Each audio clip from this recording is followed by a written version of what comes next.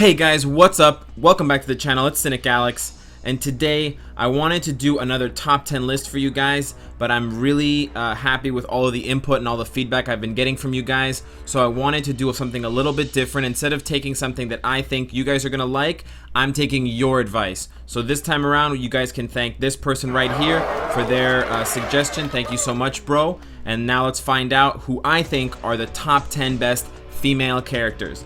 Now, right at the top, I want to say I am going to include characters who can become female via sex change, which is also known as a uniform change. The list will be obviously slightly different if you remove those characters, but I don't think that 750 crystals is that much of a barrier to getting these female characters. And, you know, fortunately or unfortunately, Alliance Battle no longer has a lot of female restrictions for the extreme days, so you don't really need to worry about that much. They use more of the hero and villain tags. They don't really use the female tags that much anymore, but it's still useful for Shadowland and Battle World. So let's get into it, guys. One more thing, however, before we start, I am going to start with number 1 this time around and work my way down to number 10. Let me know in the comments if you guys prefer 10 to 1 or 1 to 10, guys. Here we go. Number 1, it's pretty obvious. Who's it gonna be? The woman who I should have tier 2'd a long time ago but never did. Fucking Sharon Rogers, baby. Captain America 75th Anniversary Edition. Half cyborg. Fucking beauty pageant runner-up. Look at those wings, guys. Why is Sharon Rogers number 1? It's not hard to figure out, guys. She's got an amazing kit. Javelin Blast is one of the most overpowered buff skills in the game. She's got energy, she's got physical damage, she's an absolute fucking tank. She does monster damage. All you need to give her is a healing ISO set if you're doing PvE content, and she will be very, very difficult to kill as long as you know how to use this and as long as you have skill cooldown right up around 50%. Absolute monster, one of the best characters in the game, regardless of male or female, dicks or not dicks. She's holding a big red one in her right hand, so that should be enough. That should tell you enough. Like, if you see the girth and the length on that thing, guys, she's practically female and male. So, and yeah, I mean, I guess her incarnation is based on a male character, so she takes the cake either way. Fantastic character. This is one of the first characters that every new player should get, if not the first character, guys. No arguments here. Very easy first pick. Second pick, guys, this character does require a uniform to turn female. It is Loki. So without the uniform, he's just the dude, but now he's the skater girl with the uniform. I'm so sorry for the Avril Lavigne reference. Loki, if you guys don't know, has the clones, has the shield, and that's it. You're basically done. You hit the 3, you hit the 5, you run around, you know, you pop some Xannies, and you won the game. Very, very good character. One of the top characters, again, one of the 1A or 1B first suggestions for new players, and, you know, rightfully so. Amazing DPS, very easy to use, very tanky. I mean, in terms of survivability because of the energy barrier. Just great character, and because of the uniform, there's a lot of versatility between male and female. Fantastic second pick. Very no-brainer pick as well. For number 3 and number 4, guys, I want to just make a little asterisk here. If we are going to include Black Order characters, my third pick is Proxima, number 3, because of the insane damage on her 5 skill, and the all of the CC effects on her other skills. And my fourth pick would be Supergiant because of the insane damage on the 5 skill, the clone or the summon on the 4 skill, the self buff. Just fantastic kit overall. Very, very close between Proxima and Supergiant, which one is better. But I know that a lot of people are going to get salty. Oh, Cynicalex, man, not everybody has Black Order characters. Can't you just make a list without any Black Order characters? Why are you this self-serving, arrogant jerk-off who always just, like, circle jerks on how good he is at the game? Alright, fair enough, dude. Chill the fuck out. I don't know. Probably no one has ever said that before, but, you know, they say that self-hate is the strongest hate, so that's probably where that came from. If we're not going to include Black Order characters, if we're going to ignore Proxima and Supergiant as the 3rd and 4th picks on this list, we are going to go instead with Wasp for the 3rd pick. Now, Wasp will probably get me a little bit of disagreement from you guys in the comments, but I think that she is fantastic at tier 1, and she gets even better at tier 2. At tier 2, guys, she's one of the most effective, if not the most effective character for countering Doctor Strange, which is huge in the meta right now. So that's part of the reason why she's so high on my list, because if you can counter the top dog and you don't even have a dog in between your legs, that's a fucking bonus for me. She also has a great kit, okay, great leadership. She's got blind, she's got silence, she's got you know, all this great stuff, skill cooldown that passes on to teammates. She's got lots of iframes. She's got a bubble that you can pass on to other characters that makes them immune. Wasp just enables so many different combos, so many different team setups. She's just a fantastic character from top to bottom, and one of the tankiest blast characters we have, which is very rare. And she's female and she's cute, you know, and she's being portrayed by Evangeline Lilly in the movies. So I mean, if she's not number 3 on your list, what the fuck are you doing with your life, bro? Moving on to number 4, my girl Elsa with the updo. That hair, guys. Someone recently pointed out to me how insane, how hot, how cool her hair looks, and I could not agree more, guys. If I was Ant-Man, I would shrink down, get on top of that ponytail, and ride that bitch all the way down like a slip and slide. If you know what I'm saying, dog. Anyways, guys, tier 1 Elsa, not so great, but a lot better with her uniform, which still keeps her as female, don't worry. But obviously tier 2 is where she shines, guys. She gets that insane immunity on the 6-star skill, and the 6-star skill is the money maker, as we've so often referred to it. So just a fantastic character, very similar to Black Bolt's tier 2 in that sense. Great leadership, pretty good kit otherwise, lots of movement on the skills, and one of the top DPS speed characters, and also pretty easy to get the bios for her, guys. I also tried to consider how easy the character was to get. I didn't want to put all of the best characters up on the list who are impossible to get. If you don't know, guys, you use the Villain Siege tokens to get Elsa, so it's a pretty reliable way of farming for her, if you can clear 3 Villain Sieges a day, which is not a lot to ask. So that's why she's number 4 on my list. Number 5, guys, and I don't have her tier 2 yet, but I'm starting to see just how important she's going to be, Black Widow. So the first reason why I chose her for number 5 is because her bios are very easy to farm, so a lot of people can get her quite easily.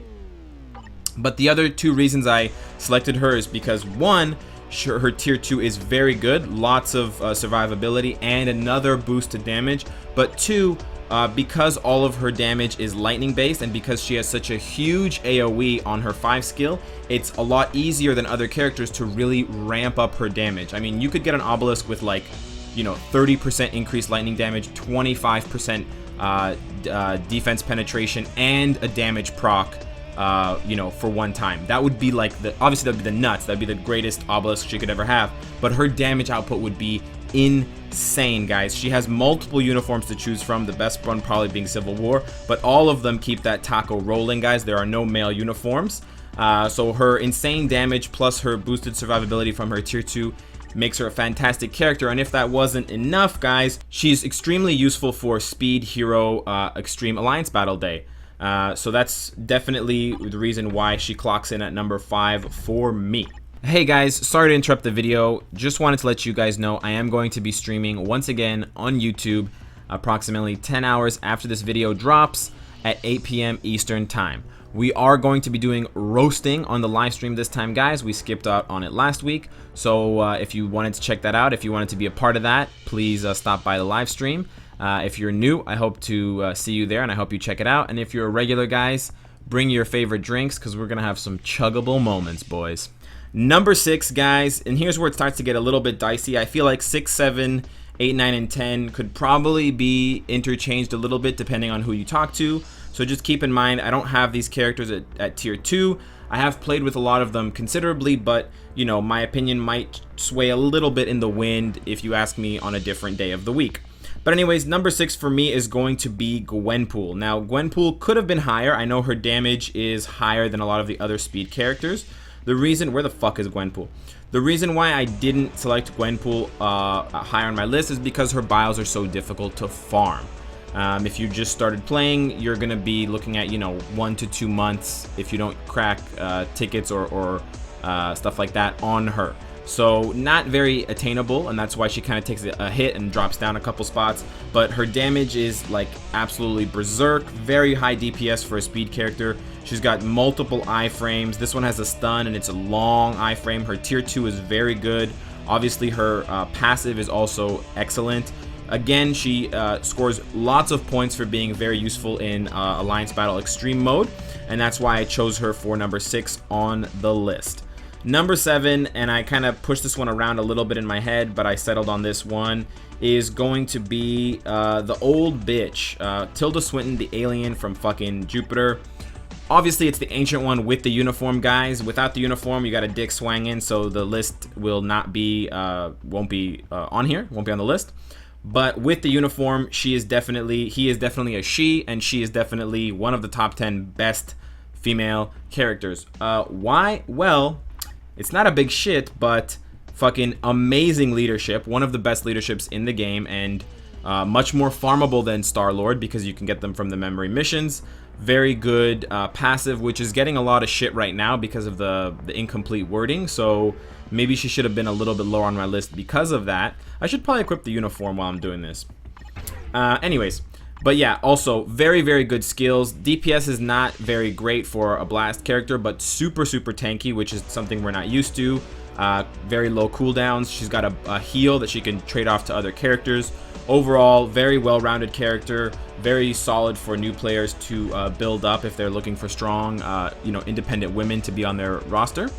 And you only have to drop 750 crystals to make that happen. Number 8 on the list, guys, we have the other half of the Hell family. Where the fuck did she go? Satana. Nope, that's Jessica Jones. Do I need short range glasses too? Here we go. Satana, very, very good character for a couple of reasons. So her DPS isn't actually that great compared to her brothers, but she does have an excellent leadership that boosts her own DPS, which is a very synergistic property. She also has a very good passive and a very good 3 skill, which is useful in certain game modes where you can find the time to use it. Not so much in Extreme Alliance Battle, but that's okay. And she's got an amazing tier 2 passive, which makes her incredibly tanky and hard to kill. So for those reasons, guys, and especially because the leadership and how much you can crank up the fire damage, Satana comes in at number 8 on the list for me. Very, very good character. Bios are a little bit hard to farm, but well worth the investment, guys. On to number 9, guys, we have Songbird. Now, Songbird's bios are very easy to get because of the special missions, and Songbird is one of the most new creative characters I've seen come out of Netmarble's factory in a while.